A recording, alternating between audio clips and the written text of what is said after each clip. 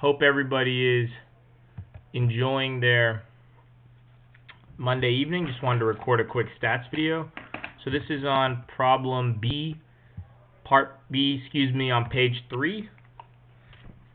And again, I'll flip back to the original screen in a second. It says to determine whether the sample of, bottle filling machine is set to dispense 12.1 fluid ounces into juice bottles. To ensure the machine is filling accurately every hour, worker randomly selects 4 bottles filled by the machine, measures the contents. If there's convincing evidence that the mean is different from 12.1, or, if the standard deviation is greater than 0.05, the machine is shut down for recalibration. It can be assumed that the amount of juice that's dispensed into bottles is normally distributed. Alright, so then they give us information. The mean is 12.05, standard deviation is 0.085. Perform a test to determine whether the mean is different from 12.1. So that's just a one sample t-test, comparing the 12.05 to the 12.1. Now what happens in part B? Part B says to determine whether the sample provides convincing evidence that the SD, standard deviation of the amount of juice dispensed, is greater than 0.05 ounces. A simulation study was performed. In the simulation study, 300 samples, each of size 4, were randomly generated from a normal population with a mean of 12.1 and a standard deviation of 0.05. The sample standard deviation was computed for each of the samples, and the dot plot shows the variety. Using the results of this simulation, explain why you think the sample provides or does not provide evidence that the SD exceeds 0.05. Wow, that's a lot of information there. So what do we know? We know that the SD of the sample was 0.085. We know that if the SD is greater than 0.05, then we shut down for malfunction.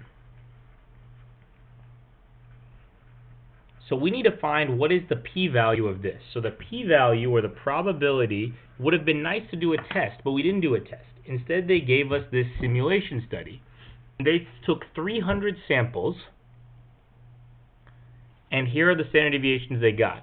How many of these 300 were above 0.085? 1, 2, 3, 4, 5, 6, 7, 8, 9, 10. I think I'm counting 12. So basically, I'm counting everything from here over. So you can see where I've got my cursor right here. So how many are there? There's 1, 2, 3, 4, 5, 6, 7, 8, 9, 10, 11, 12.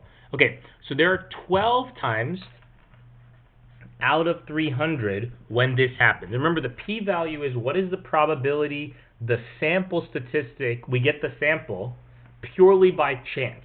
Or in other words, what's the probability that this happened just randomly, not when the